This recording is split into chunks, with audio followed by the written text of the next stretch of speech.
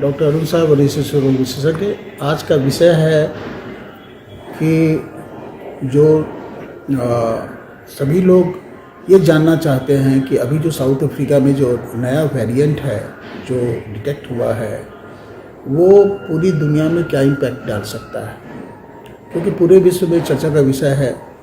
हिंदुस्तान में भी इसकी खलबली मची हुई है और कि जो नया वेरिएंट साउथ अफ्रीका में जो पाया गया है जिसकी रफ्तार बड़ी तेज़ है, ट्रांसमिसिबिलिटी बहुत हाई है।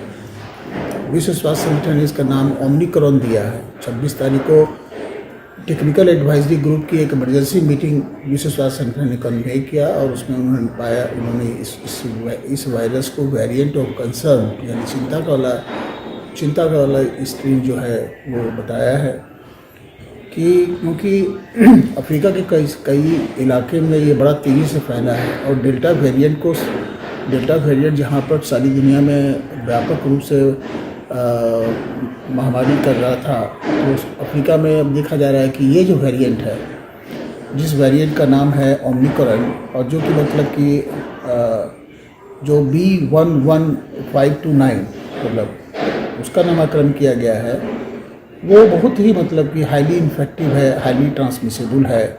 काफ़ी लोगों को कम समय में मतलब कि वहाँ पर इन्फेक्शन फैला रहा है। अभी तक 6 कंट्रीज़ में इन्फेक्शन फैल चुका है, जिसमें साउथ अफ्रीका है, बोत्सवाना है, इजराइल है, हांगकांग है, बेल्जियम है, यूके है। और जिस तेज़ी से ये ये बढ़ रहा है, तो क्या ये आने वाले समय में हिंदुस्तान पर क्या इम्पैक्ट कर सकता है? अभी देखिए इसमें क्या है कि सबसे जो चिंता का विषय है वो ये है जिस पर कि वो ये कि क्या ये अगर हाईली ट्रांसमिसिबल का मतलब हुआ कि इन्फेक्टिविटी रेट बहुत हाई है इसका आर ओ फैक्टर या रिप्रोडक्शन नंबर जो है उसका ज़्यादा है और उसकी वजह से ज़्यादा लोग बीमार पड़ रहे हैं वहाँ पर। चूँकि पूरी दुनिया एक ग्लोबल विलेज है तो ये वायरस को फैलने में देर नहीं लगेगी। लेकिन तब क्या है कि कुछ बातें जो है अनआंसर्ड है कि आखिर जिसने अपने को वैक्सीन दिला रखा है क्या वो उससे वंचित रहे, क्या वो उससे उनको भी इस पर प्रभाव पड़ेगा? इसका जवाब अभी तक क्लियर नहीं हो पाया है कि जो वैक्सीनेटेड लोग हैं उस पर असर पड़ेगा कि नहीं पड़ेगा। हालांकि इजराइल में एक पेशेंट जिसको कि री इन्फेक्शन हुआ है ओमिक्रॉन न्यू वेरिएंट से, उसने फाइजर की 3 डोज दिला चुके थे। वो लेटेस्ट रिपोर्ट यही है इजराइल की। तो अब यही देखना है क्योंकि इस वायरस में 32 म्यूटेंट है, 32 म्यूटेंट है इस जो उसके स्पाइक प्रोटीन में। और ये म्यूटेशंस जो है हो सकता है कि जो न्यूट्रलाइजिंग एंटीबॉडी को वो स्किप कर जाए, हो सकता है, लेकिन ये सर्टेन नहीं है।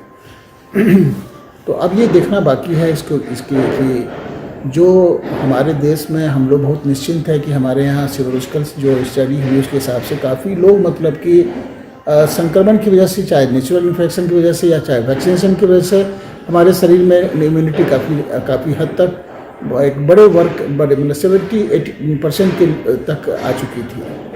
लेकिन अब यह है कि खतरा इस बात का है कि क्या ये इम्यूनिटी को ओवरकम कर के मतलब कि जो वेरिएंट है वो कहीं संक्रमण तो नहीं करेगा, कहीं ज़्यादा मतलब कोई खतरे की बात तो नहीं है।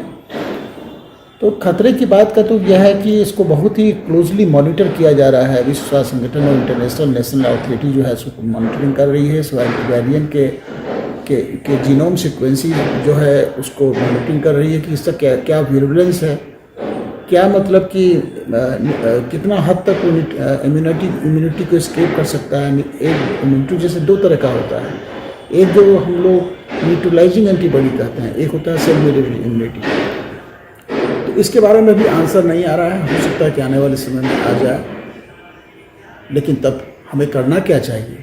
हमें करना यह है कि जब तक इसका अगर कोई ठोस जवाब नहीं मिलता ये नए वेरिएंट का 11529 Omicron new variant of concern, तब तक हमें बहुत केयरफुल रहना है, बहुत कॉशियस रहना है।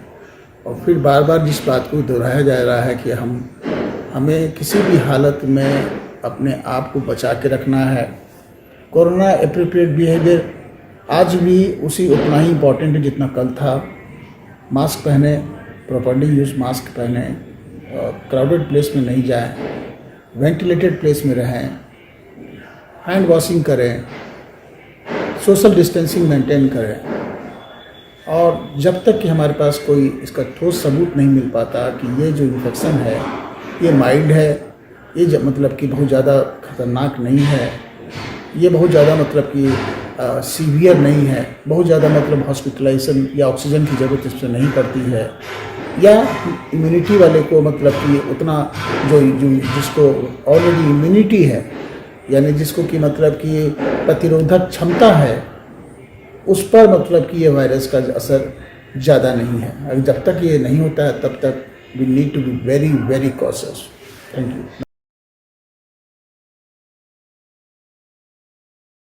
देश बनता है अपने नागरिकों से, ऐसे नागरिक जो अधिकार के साथ कर्तव्य पर भी ध्यान दें, जो सच्चाई का आदर करें लेकिन असत्य से लड़ना भी सीखें, जो सिर्फ जानकार न बने बल्कि जागरूक भी रहें।